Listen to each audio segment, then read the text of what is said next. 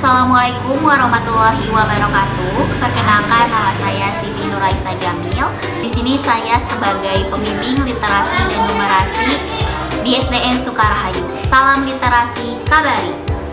Tantangan di bulan Agustus yaitu mewawancarai salah satu pedagang ataupun pengusaha dan market day.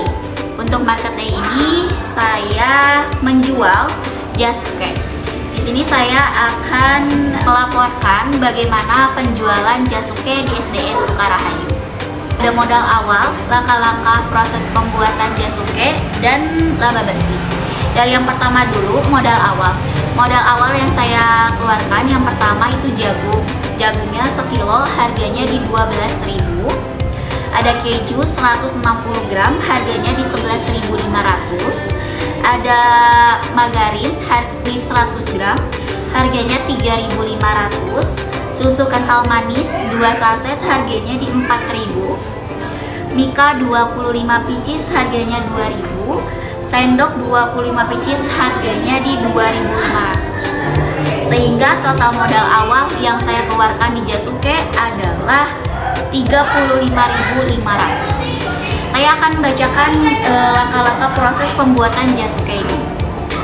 Yang pertama, pipil jagung manis lalu rebus selama kurang lebih 8-10 menit dengan api sedang.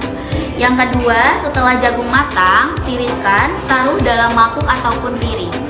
Yang ketiga, tambahkan margarin, susu kental manis, dan parutan keju ke dalam mangkuk yang berisi jagung. Setelah itu diaduk-aduk sampai merata. Yang keempat, masukkan jasuke ke dalam mika dan taburi kembali dengan parutan keju. Dan yang terakhir, mika ditutup dan jasuke siap dijual. Pendapatan. Di sini saya menjual 1 pieces jasuke itu seharga 2.000.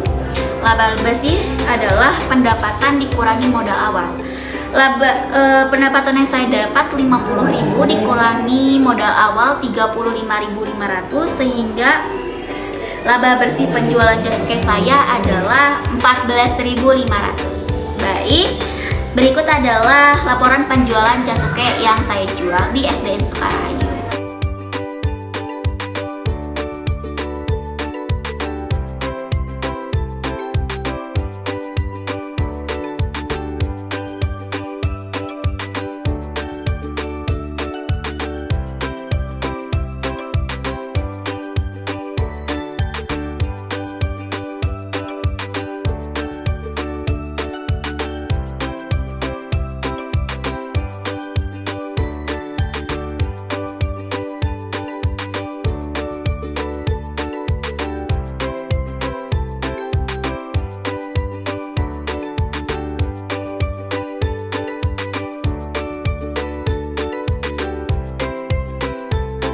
Dan di sini saya akan mewawancarai salah satu pengusaha di bidang konveksi maupun di bidang sablon. Dan di sini sudah terdapat Bapak yang akan saya wawancarai. Boleh sebelumnya memperkenalkan diri dulu dengan Bapak siapa dan asalnya dari mana? Nama saya Agus Suhana, asal saya dari Bandung, Cigadut.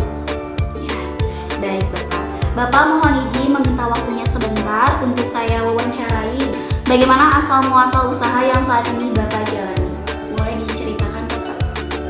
Kalau asal muasal saya usaha konveksi dan sablon ini, awalnya dulu saya diajak sama temen SMA, temen sekolah, yang pada akhirnya dari diajak sama teman, alhamdulillah saya bisa berkembang sampai saat ini. Yang asalnya dulu saya dikasih order cuma sedikit, ya alhamdulillah sekarang jadi banyak. Dan kalau dulu saya itu usaha itu kemaklun ya, ngontrak di orang lain gitu kerjaannya. Ya sekarang alhamdulillah sudah punya tempat sendiri, karyawan sendiri. Alhamdulillah bisa berkembang dengan baik. Berapakah modal awal usaha yang Bapak keluarkan dalam usaha konveksi ini? Ya kalau masalah terkait dengan modal, dulu saya dikasih sama orang tua, dikasih mobil untuk perjalanan. Sashimi Katana. Nah, berhubung dulu saya mau usaha, ya saya izin sama orang tua, saya mau jual mobil ini. Nah, lakulah si mobil ini seharga 25 juta. Ya saya bikin modal semua buat usaha kompresi dan sablon ini. Berarti modal awalnya di 25 juta. Modal awalnya, nggak besar-besar. Cuma di situ saya ada untung tambahin. Ya alhamdulillah bisa jadi besar. Selanjutnya Bapak, bagaimana proses produksi konveksi dan sablon ini? Lalu produknya apakah Bapak jual sendiri atau punya orang lain? Kalau masalah produksi itu awalnya kan saya beli bahan dulu, bahan mentah gitu kan, bahan mesin rolan. Nah, saya beli kan, saya bawa ke tempat konveksi kan, lalu digelang, di cutting gitu kan. Nah, habis di cutting lalu saya sablon. Nah, habis di sablon baru dijahit kan, habis jahit di finishing kan, finishing ya kirim ke orang. Kebetulan saya bukan jual brand sendiri atau bukan jual online, saya ngerjain brand orang.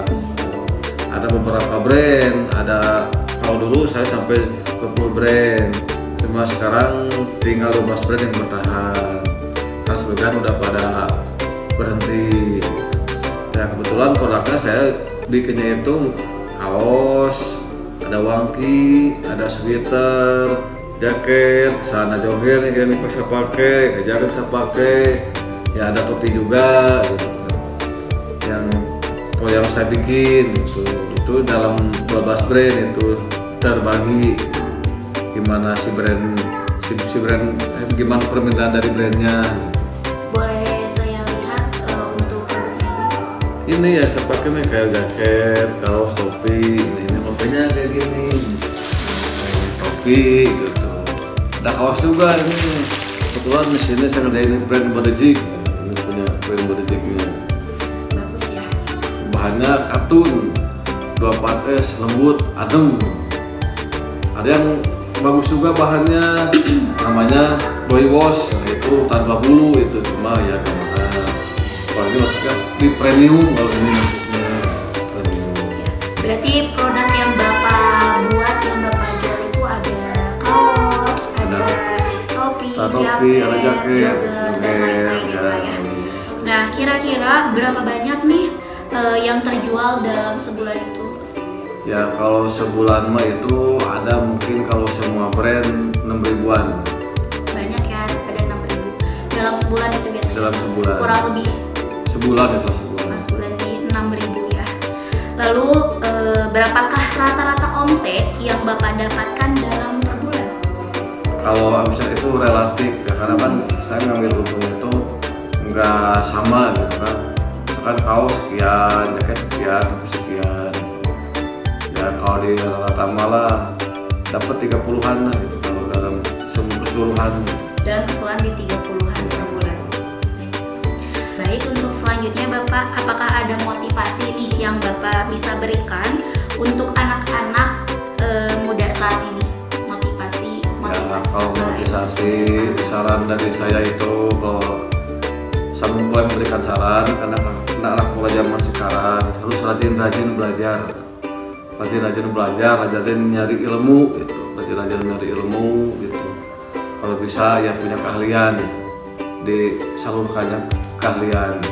Berarti skillnya harus diasah lagi Ya Pak ya? terus punya skill yang benar-benar bisa manfaat.